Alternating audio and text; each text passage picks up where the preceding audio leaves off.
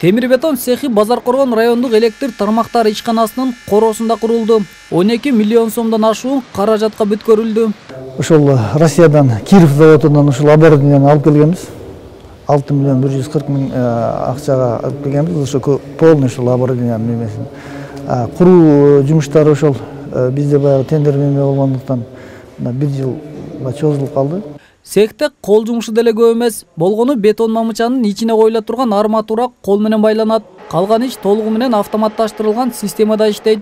Кубаттуулугу саатына 20 тонна бетон чыгарууга жетет. Азыркы күндө 2 даана гана калып болгондуктан күнүнө 15 даана мамы даярдалууда. Кийин кошумча калып коюлуп чыгарыла турган мамынын да көлөмү көбөйтүлөт. Темир бетон опоралардын формалары бар. Мына сиз көрүп турган азында токулуп, бар арматура салынып даярдалган форма. Ушул жерге бардыгын куябыз.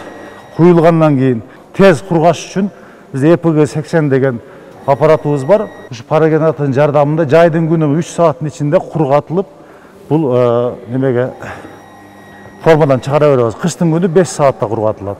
Өлкө боюнча орнотулган 10.04 киловольт чыңалуудагы электр мамычанын саны 1 миллиондон ашат. Бирок бүгүнкү күндө анын 60%-нын эскилиги жеткен. Жылына республика боюнча 20 миңдей мам алмаштырылат. Бул жетишсиз экенин Улуттук энергия холдинг компаниясынын төрагасы Айтмамат Назаров айтат. Мындан улам темир бетон чыгара турган цехти жер-жерлерге куруу планы иштелип чыккан. Мындай цехтерде бөлүштүрүү компаниялары сапаттуу мамычаларды өздөрү даярдап чыгара алышат. Бул өз кезегинде экономикалык чоң мааниге ээ. Анткени тендер аркылуу алынган баадан арзан болот. Маселен, Жалал Абад электро ишканасы бир даана электр мамычаны 6500 сомдун тегерегинде сатып алган болсо, жаңы ачылган цехте 4754 сомдон чыгарылып, ар бир даана мамадан 1745 сом үнөмдөлөт.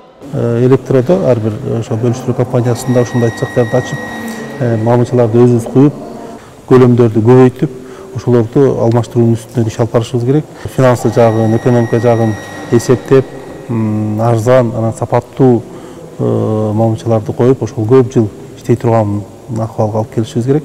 Базаркоргон райондук электр тармактары ишканасында калкты тейлөө борбору дагы ишке кирди. Кайрылган жарандар бирдиктүү терезеден бардык жумушун бүтүрүүгө шарт түзүлдү. Жаңы конуштарга текст кое алат.